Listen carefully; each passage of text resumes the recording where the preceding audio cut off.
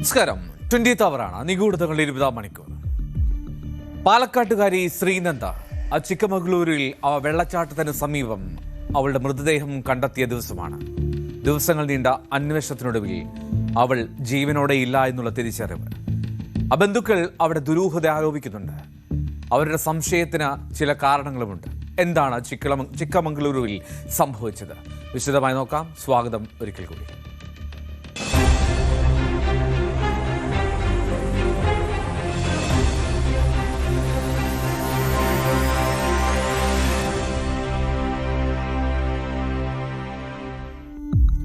ശ്രീനന്ദയുടെ മരണത്തിൽ ദുരൂഹതയെന്ന് ബന്ധുക്കൾ. പ്രദേശത്തെ കടക്കാരനെ ചോദ്യം ചെയ്യണമെന്ന ആവശ്യം. എന്താണ് ചിക്കമംഗളൂരുവിൽ സംഭവിച്ചത്?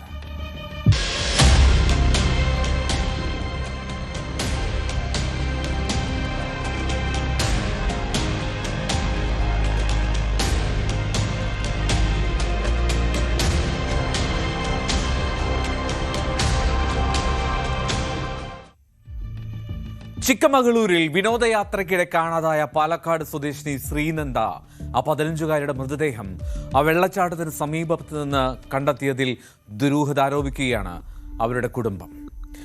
ആ പ്രദേശത്തുള്ള ഒരു കടക്കാരനെ ചോദ്യം ചെയ്യണമെന്ന് ആവശ്യപ്പെട്ടുവെങ്കിലും ഈ അന്വേഷണ സംഘം അത് ചെയ്തില്ല എന്നാണ് ബന്ധുക്കൾ പറയുന്നത്. കുട്ടിയുടെ കയ്യിൽ ഫോൺ ഉണ്ടായിരുന്നില്ല. അതിനാൽ ഫോട്ടോ എടുക്കാനായിരുന്നില്ല അവിടേക്ക് പോയത് എന്ന് വ്യക്തമാണ്.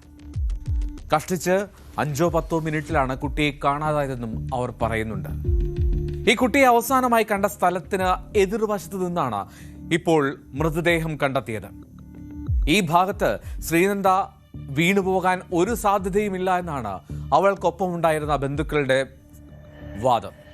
കഴിഞ്ഞ ദിവസങ്ങളിൽ തെരച്ചിൽ നടത്തി, അപ്പോഴും ഒന്നും കണ്ടെത്തിയില്ല. അവിടെ അതേ സ്ഥലത്ത് നിന്ന് മൃതദേഹം കണ്ടെത്തിയെന്ന് പറയുമ്പോൾ അതിൽ ദുരൂഹതയില്ല എന്ന ബന്ധുക്കളുടെ ചോദ്യം അത് സ്വാഭാവികമായും ശരിവെക്കേണ്ടി വരും. ശ്രീനന്ദയെ ആരെങ്കിലും തട്ടിക്കൊണ്ടുപോയതാണോ എന്ന സംശയമാണ് കുടുംബം പ്രധാനമായും പ്രകടിപ്പിച്ചിരുന്നത്.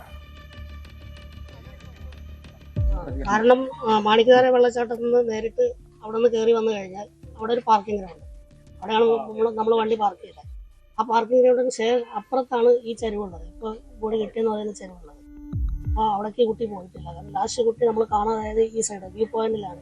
മാണിക്കര വെള്ളച്ചാട്ടത്തിൻ്റെ അവിടെ നമ്മൾ ലാസ്റ്റ് കണ്ടത്. അവിടെ നിന്ന് സ്റ്റെപ്പ് കയറി വന്നത് കുട്ടി ഇപ്പുറത്തെ സൈഡിലോട്ടായിരുന്നു. ആ പാർക്കിംഗ് ഗ്രൗണ്ടിൻ്റെ ഇടയ്ക്ക് നമ്മൾ 100-150 മീറ്ററിൻ്റെ ഈ സൈഡിലാണ് ഈ കുട്ടി വന്നത്.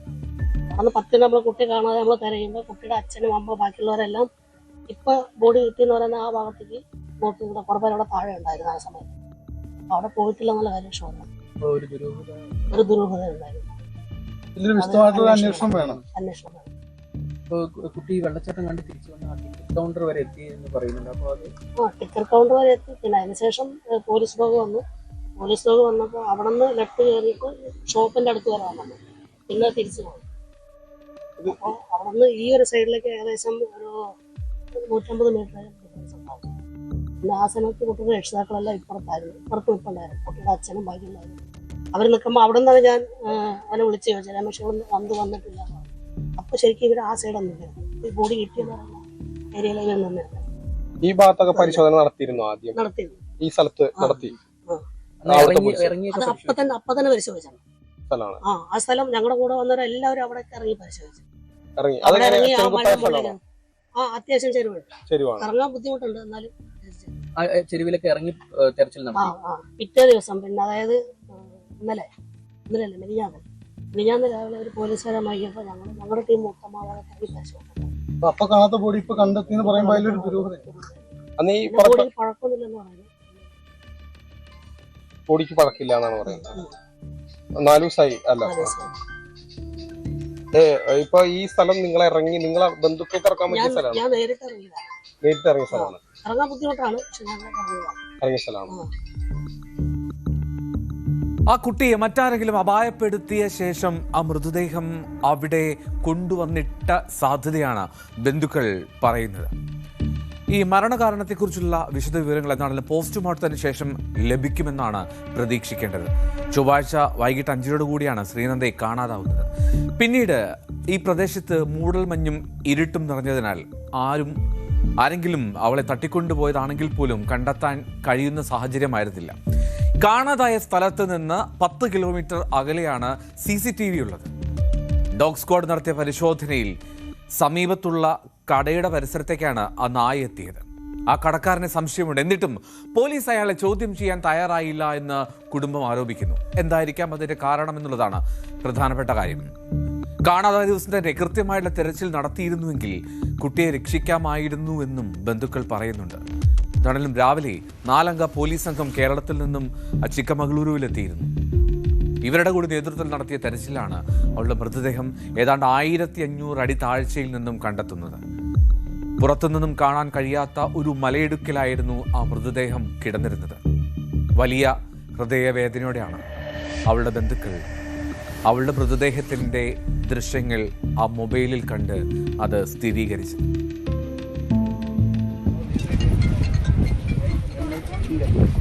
ಸೈಡ್ ಸ್ಟಿಪ್ಸ್ ನೋಡಿ ಕ್ಲಾರಿಟಿ ಇದರಲ್ಲಿ ವಿಷನ್ ಕ್ಲಿಯರ್ അയ്യോ കുട്ടി കിടക്കുക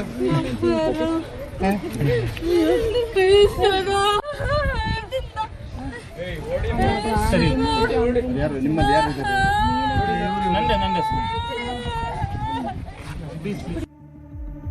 പോസ്റ്റ്മോർട്ടം റിപ്പോർട്ട് അത് വരുന്നതുവരെ കാത്തിരിക്കാനാണ് കർണാടകയിലെ രാഷ്ട്രീയ നേതൃത്വങ്ങൾ കുടുംബത്തോട് ആവശ്യപ്പെടുന്നത്. ഈ അന്വേഷണത്തിൽ വിശ്വാസം പുലർത്തണമെന്നും അവർ ആവശ്യപ്പെടുന്നു. എന്തായാലും ചിക്കമംഗളൂരു MLA തമ്മയ്യ കുടുംബാംഗങ്ങളെ കണ്ട് പൂർണ്ണമായിട്ടുള്ള സഹകരണം വാഗ്ദാനം ചെയ്യുകയും ചെയ്തു.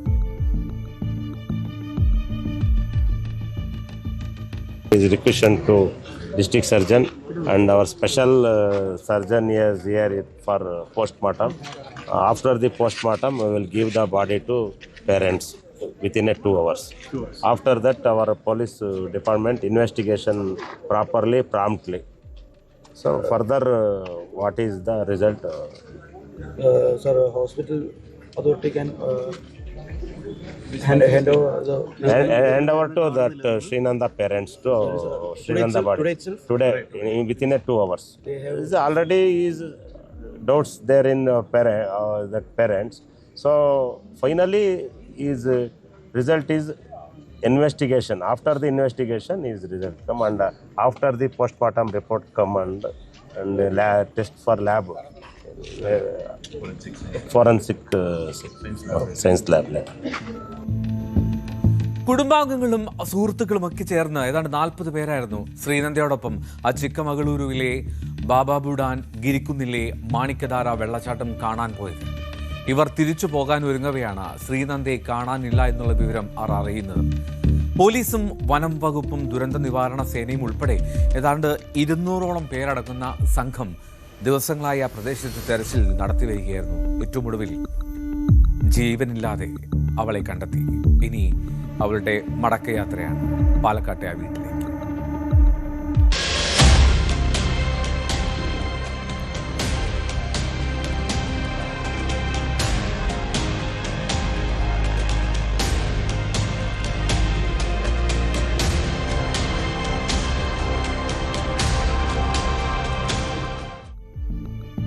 ഭർത്താവിന് കറുപ്പ് നിറം തന്നെ അർഹിക്കുന്നില്ല എന്ന് ഭാര്യ.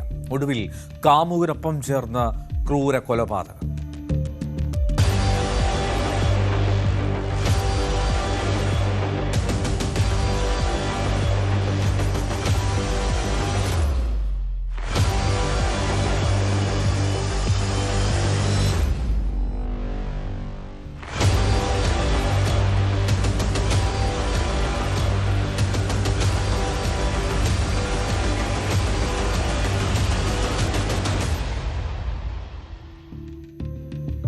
മധ്യപ്രദേശിലെ ധാറിൽ ഏപ്രിൽ 7-ാം തീയതി രാത്രിയാണ് സുഗന്ധവ്യഞ്ജനത്തിന്റെ വ്യാപാരം നടത്തുന്ന 28-കാരനായിട്ടുള്ള പുരോഹിത് ദേവകൃഷ്ണ അവന്റെ വീട്ടിലെ മുറിയിൽ വെച്ച് ക്രൂരമായി കൊല്ലപ്പെടുന്നത്. ഞെട്ടിക്കുന്ന വിവരങ്ങളാണ് ഇത് സംബന്ധിച്ച് ഇപ്പോൾ പുറത്തു വരുന്നത്. മോഷണ ശ്രമത്തിനിടെ നടന്ന കൊലപാതകം എന്ന് കരുതിയ ഒരു സംഭവം. പക്ഷെ അതങ്ങനെയല്ല. അവന്റെ ഭാര്യയും അവളുടെ കാമുകനും ചേർന്ന് ആസൂത്രിതമായി കൊലപ്പെടുത്തിയതാണെന്നാണ് പോലീസിന്റെ കണ്ടെത്തൽ. പുരോഹിതിന്റെ ഭാര്യ പ്രിയങ്ക പോലീസിൽ പരാതി നൽകിയത് അവൾ തന്നെയാണ്. മുഖംമൂടി ധരിച്ചെത്തിയ ഒരു കൊള്ളസംഘം വീട് ആക്രമിച്ചു. എന്നിട്ട് 3.5 ലക്ഷം രൂപയുടെ ആഭരണങ്ങൾ കവർന്നു. തടയാൻ ശ്രമിച്ച അവളുടെ ഭർത്താവിനെ അവർ കൊലപ്പെടുത്തി. ഇങ്ങനെയായിരുന്നു പ്രിയങ്കയുടെ പരാതിയും മൊഴിയും. എന്നാൽ പോലീസിന്റെ വിശദമായിട്ടുള്ള അന്വേഷണത്തിൽ അവളുടെ മൊഴിയിലെ വൈരുദ്ധ്യങ്ങൾ ഒന്നൊന്നായി പുറത്തു വന്നു. മോഷ്ടിച്ചു എന്ന് പറഞ്ഞ ആഭരണങ്ങൾ അവളുടെ വീട്ടിൽ നിന്ന് തന്നെ പോലീസ് കണ്ടെടുത്തു. മൂർച്ചയേറിയ ഒരു ആയുധം ഉപയോഗിച്ചായിരുന്നു പുരോഹിതനെ കൊലപ്പെടുത്തിയത്. ദേവകൃഷ്ണയും ഭാര്യയും നല്ല അടുപ്പത്തിലായിരുന്നില്ല എന്ന് അവന്റെ ബന്ധുക്കൾ പോലീസിന് മൊഴി നൽകുകയും ചെയ്തു. പ്രിയങ്കയുടെ ഫോൺ രേഖകൾ പരിശോധിച്ചപ്പോൾ രാജ്ഘട്ട് സ്വദേശിയായിട്ടുള്ള കമലേഷുമായി ഒരു അവിഹിത ബന്ധം അവൾക്കുണ്ടായിരുന്നു എന്ന് പോലീസിന് വ്യക്തമായിട്ടുള്ള സൂചന ലഭിച്ചു. അങ്ങനെ ദേവകൃഷ്ണയെ ഒഴിവാക്കാൻ ഇരുവരും ചേർന്ന് പദ്ധതിയിട്ടു. ദേവകൃഷ്ണയുടെ നിറമായിരുന്നു അവളുടെ പ്രധാന പ്രശ്നം. ആ നിറത്തെ ചൊല്ലി പ്രിയങ്ക നിരന്തരം പരിഹസിക്കാറുണ്ടായിരുന്നുവെന്ന് സഹോദരി ജ്യോതിയും വെളിപ്പെടുത്തി. ദേവകൃഷ്ണ ഇരുണ്ട നിറമുള്ളവനാണെന്നും അതുകൊണ്ട് തന്നെ തന്നെ പോലെ വെളുത്ത ഒരു ഭാര്യയെ അയാൾ അർഹിക്കുന്നില്ല എന്നും പറഞ്ഞ് പ്രിയങ്ക നിരന്തരം അധിക്ഷേപിക്കുമായിരുന്നു എന്നാണ് ആ മരിച്ച ദേവകൃഷ്ണയുടെ സഹോദരി പറയുന്നത്. कि आप काले हो, आप मेरे को डिजर्व नहीं करते हो, आपने मेरे लिए क्या किया है? मैं तो अच्छा लड़का डिजर्व करती हूँ, आपने मेरे लिए क्या किया है? और धमकी दे, 1-2 बार तो झगड़े में उन्होंने कॉलर भी पकड़ ली। और तू तड़ाके से तो बात करती ही थी, वो उन्होंने कभी इज्जत नहीं करी भैया की। और वो कहते थे मेरे को तुम पसंद नहीं हो, मेरे को नहीं रहना तुम्हारे साथ, मैं तुमको छोड़ दूंगी, तुम ऐसा नहीं करोगे मैं तुमको छोड़ दूंगी, तुम ऐसा हो, तुम वैसे हो, तुम अच्छे कपड़े नहीं पहनते हो. ദേവകൃഷ്ണയെ കൊലപ്പെടുത്താൻ കമലേഷ് തന്റെ സഹായിയായിട്ടുള്ള സുരേന്ദ്ര ഭാട്ടി എന്ന ആളെയാണ് നിയോഗിച്ചത്. 1 ലക്ഷം രൂപ കൊട്ടേഷനായി തീരുമാനിക്കുകയും ചെയ്തു. ഇതിൽ 50,000 രൂപ അഡ്വാൻസും നൽകി. ഈ സംഭവ ദിവസം പ്രിയങ്ക വാതിലടച്ചില്ല. അങ്ങനെ അകത്ത് കിടന്ന സുരേന്ദ്ര ഉറങ്ങിക്കിടക്കുകയായിരുന്ന ദേവകൃഷ്ണയെ കൊലപ്പെടുത്തി അതിക്രൂരമായി. മോഷണ ശ്രമമാണെന്ന് വരുത്തി തീർക്കാൻ വേണ്ടി ആ മുറിയിലെ അലമാരയിലുണ്ടായിരുന്ന സാധനങ്ങളൊക്കെ വലിച്ചുവാരിയിട്ടു. കൊലപാതക സംഘം പുറത്തു പോയതിനു ശേഷമാണ് പ്രിയങ്ക ബഹളം വെച്ച് ആളുകളെ കൂട്ടുന്നത്. തന്നെ കെട്ടിയിട്ട് ആക്രമണം നടത്തിയെന്നും വിലപിടിപ്പുള്ള സാധനങ്ങൾ മോഷണം പോയെന്നുമാണ് അവൾ മറ്റുള്ളവരോട് പറഞ്ഞത്. പ്രിയങ്ക സ്വയം കെട്ടിയിട്ട് അവളെ ആക്രമിച്ചു എന്നും ഒക്കെ പറയുന്നത് പിന്നീട് ദൃശ്യങ്ങളായി പുറത്തു വന്നു. उन्होंने पहले हमारा मुंह दबाया, फिर उन्होंने बोला जो है हमको दे दो नहीं तो मार डालेंगे। इन्होंने हाथ पैर मारे और मेरे को घसीट के उधर ले गए। ये वाली अलमारी उन्होंने ढूंढी, नहीं मिला। मैंने बोला मैं सब दे दूंगी, हमको छोड़ दो। मेरा सामान मैंने सब निकाल के दे दिया। कब की बात है? ये मेरे को आधा घंटा हो गया चिल्लाते चिल्लाते। मेरा एक जन मेरे मुंह के पास बैठा था, हाथ और पैर पीछे बांध रखे थे, पूरा कपड़े फाड़े थे। चिल्लाने की कोशिश करी तो बोला तेरे पति को मार देंगे। चोट भी बहुत कितने जन थे? ये मेरे को 2 दिखे थे, बाकी इधर भी और थे। 2 से 3 लोग थे मेरे पास। कैसे थे? कुछ था क्या? डंडा वंडा थे हथियार उनके पास। मारा कैसे? मैं इनको मारा ये नहीं पता, उधर मेरे को बांध दिया तो उसके बाद इधर मारा। चाकू से मारा हुआ है? वो इधर कब मारा मेरे को तो उधर बांधा था बेड पे। मारा हुआ है, इतना पूरा काट दिया। कहने लग गया പ്രിയങ്ക നന്നായി അഭിനയിച്ചുവെന്ന് ആ ദൃശ്യങ്ങൾ കണ്ടപ്പോൾ തന്നെ നിങ്ങൾക്ക് വ്യക്തമായി കാണും. പക്ഷേ സത്യം ഒരു നാൾ പുറത്തു വരും എന്നുള്ളതിന്റെ ദൃഷ്ടാന്തമാണ് ഈ കേസ്. നിരന്തരം മൊഴിമാറ്റി പറഞ്ഞതാണ് പോലീസിന് സംശയം തോന്നാൻ കാരണം. വീട്ടിൽ നടത്തിയ പരിശോധനയിൽ മോഷണം പോയതായി ആരോപിക്കപ്പെട്ട സ്വർണവും കണ്ടെത്തി. കമലേഷുമായുള്ള പ്രിയങ്കയുടെ ഫോൺ കോളുകളും ചാറ്റുകളുമൊക്കെ കേസിൽ നിർണായകമാവുകയും ചെയ്തു. ഒടുവിൽ പ്രിയങ്ക ചോദ്യം ചെയ്യലിൽ കുറ്റം സമ്മതിച്ചു എന്ന പോലീസ്. मृतक की पत्नी ने अपने प्रेमी कमलेश पुरोहित के साथ मिलकर एक व्यक्ति को 1 लाख रुपए में उसकी मृत्यु करवाने की सुपारी दी थी। इन सभी तथ्यों की जानकारी के बाद कंप्यूटर से पूछताछ करने के बाद मृतक की पत्नी ने भी पूरी घटना स्वीकार करी और घटना में अपने प्रेमी के साथ मिलकर इसको करना स्वीकार किया है।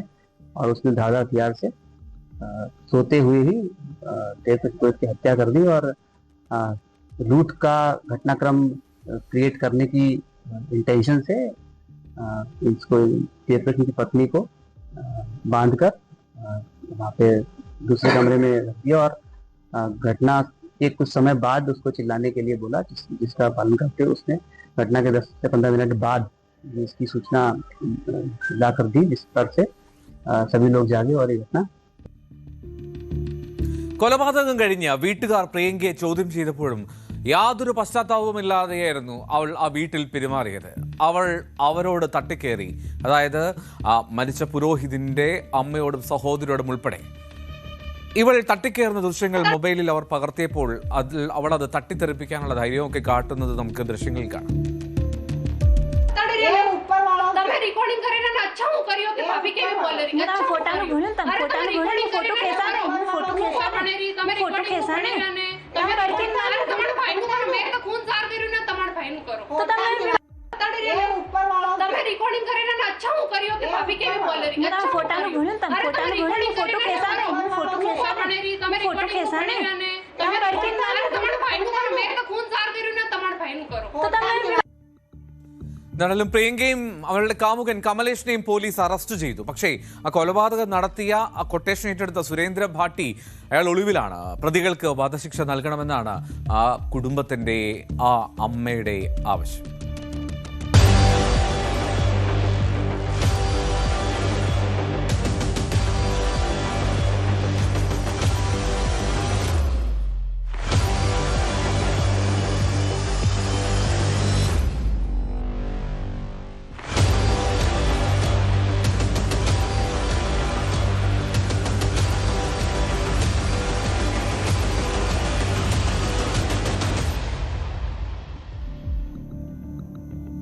ഞെട്ടിക്കുന്ന ഒരു കൊലപാതക വാർത്തയിലേക്കാണ് ഇനി 20th അവർ പോകുന്നത്. ഇടവേളയ്ക്ക് ശേഷം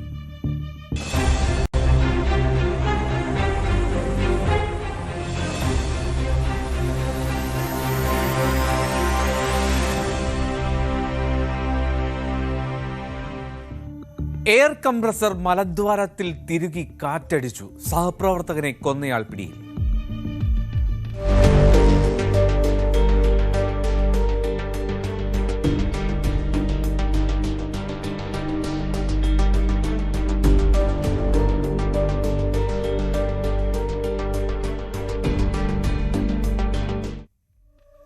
ഹരിയാനയിലെ ഗുരുഗ്രാം, അവിടെ ഒരു ഓട്ടോബസ് കമ്പനിയിൽ ജോലി ചെയ്യുന്ന 2 പേർ തമ്മിലുള്ള വഴക്കാണ് ഭയപ്പെടുത്തുന്ന ഒരു കൊലപാതകത്തിലേക്ക് എത്തിച്ചത്. ഉത്തർപ്രദേശിലെ അലിഗഡിൽ നിന്നുള്ള 38 വയസ്സുകാരൻ ഹർവീന്ദർ എന്ന തൊഴിലാളിയാണ് കൊല്ലപ്പെടുന്നത്. രാജസ്ഥാൻകാരനായിട്ട് നരേഷ് കുമാർ, 40 വയസ്സാണ് അയാളുടെ പ്രായം. അയാളാണ് പ്രതി. രാംപുര വില്ലേജിലെ സെക്ടർ 82-ലുള്ള വർക്ക്ഷോപ്പിൽ 2 പേരും ജോലി ചെയ്യുന്നു. ജോലിക്കിടയിൽ തർക്കമുണ്ടാവുകയാണ്. അതാണ് അതിന്റെ തുടക്കം. വഴക്ക് രൂക്ഷമായതോടെ ഈ നരേഷ് കുമാർ ഹർവീന്ദറിനെ മർദ്ദിച്ച് കീഴ്പ്പെടുത്തി. എന്നിട്ട് മലദ്വാരത്തിലേക്ക് അതിശക്തമായി എയർ തള്ളുന്ന കംപ്രസറിന്റെ പൈപ്പ് തിരികെ വെച്ച ശേഷം ആ കംപ്രസർ ഓണാക്കി. കഠിനമായിട്ടുള്ള സമ്മർദ്ദത്തിൽ വായു ശരീരത്തിൽ പ്രവേശിച്ചതോടെ ഹർവീന്ദറിന്റെ കുടലുകൾ അത് ഛിന്നഭിന്നമായി. സെക്കൻഡുകൾ സമയം കൊണ്ട് ഹർവീന്ദർ ബോധരഹിതനുമായി. ആ വൈറൽ വായു നിറഞ്ഞ സാഹചര്യത്തിൽ ആരോഗ്യനില വളരെ പെട്ടെന്ന് തന്നെ വഷളാവുകയും ചെയ്തു. അടുത്തുള്ള ആശുപത്രിയിലെ അത്യാഹിത വിഭാഗത്തിൽ പ്രവേശിപ്പിച്ചുവെങ്കിലും മരണം സംഭവിച്ചിരുന്നുവെന്നാണ് ഡോക്ടർമാർ വിധി എഴുതിയത്. मामले में खिड़कीदोला पुलिस स्टेशन को एक व्यक्ति के द्वारा कंप्लेंट फाइल की गई थी और उसने अपने कंप्लेंट में बताया था कि उसका भाई, जिसका नाम हरविंदर है, 38 वर्षीय ये व्यक्ति था, ये सेक्टर 82 में किसी कंपनी में काम करता था, नौकरी करता था. तो वहाँ किसी साथी कर्मचारी के द्वारा इसके कुछ प्राइवेट पार्ट्स में एयर गन दे दी गई, जिससे कि उसकी जो आंतें थी वो फट गई और उसकी मृत्यु हो गई. पुलिस के द्वारा इसमें हत्या से संबंधित धाराओं में एफआईआर रजिस्टर की गई थी. एफआईआर रजिस्टर करने के बाद में इसमें आरोपी जो युवक था उसको पुलिस के द्वारा गिरफ्तार कर लिया गया है. इस युवक की पहचान नरेश कुमार के रूप में हुई है, जो कि स्थायी रूप से राजस्थान के दीग डिस्ट्रिक्ट का ही रहने वाला है. पुलिस के द्वारा इसको गिरफ्तार कर लिया गया है. इसके द्वारा प्राथमिक पूछताछ में बताया गया है कि इन दोनों व्यक्ति की कोई हंसी मजाक आपस में चल रहा था और इसी दौरान इनका कुछ विवाद हुआ. उस विवाद के चलते इसके द्वारा वहाँ की जो एयर गन टाइप थी वो उसके कुछ प्राइवेट पार्ट पर लगाई गई और जिससे कि उसके अंदर हवा जाने से उसकी मृत्यु हो गई. पुलिस के द्वारा एक्यूज को अरेस्ट कर लिया गया. आज इसको कोर्ट में प्रोड्यूस किया जाएगा और मामले की फर्दर इन्वेस्टिगेशन पूरी की जाएगी. അയാളുടെ ആമാശയവും കുടലുകളും ഈ ഹൈ പ്രഷറിൽ എയർ കയറിയതോടെ തകർന്നുവെന്നാണ് ഡോക്ടർമാർ കുറിച്ചത്. എന്നാലും പോസ്റ്റ്മോർട്ടത്തിന് ശേഷം മൃതദേഹം വിട്ടു നൽകി. പ്രതി നരേഷ് കുറ്റം സമ്മതിക്കുകയും ചെയ്തു. ഈ കാര്യം ഓർക്കുമ്പോൾ സമാനമായിട്ടുള്ള സംഭവം 2023 പൂനെയിൽ നടന്നിട്ടുമുണ്ട്. അന്ന് ഒരു സുഹൃത്ത് തമാശയ്ക്ക് ചെയ്തതാണ്. ഈ കഴിഞ്ഞ വർഷം ജൂണിൽ നമ്മുടെ കൊച്ചിയിലടുത്ത് കുറുപ്പമ്പടിയിലും ഇത്തരമൊരു സംഭവം നടന്നു. ഇതര സംസ്ഥാനക്കാരനായിട്ടുള്ള തൊഴിലാളിയാണ് ഇങ്ങനെ അപകടത്തിൽപ്പെട്ടത്. എന്നാലും ഈ ഹൈ പ്രഷറിലുള്ള കംപ്രസർ പൈപ്പിൻ്റെ ഒരു തീവ്രത എത്രത്തോളമാണെന്ന് വ്യക്തമാക്കുന്നതാണ് ഈ സംഭവങ്ങൾ.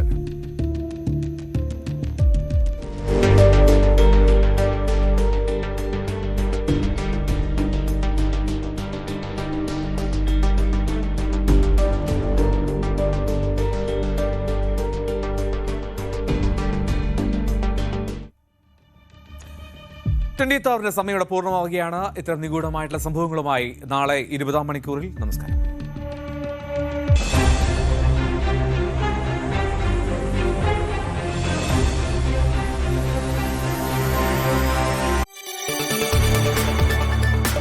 കൂടുതൽ വാർത്തകൾക്ക് News 18 Keralam YouTube channel subscribe ചെയ്യുക.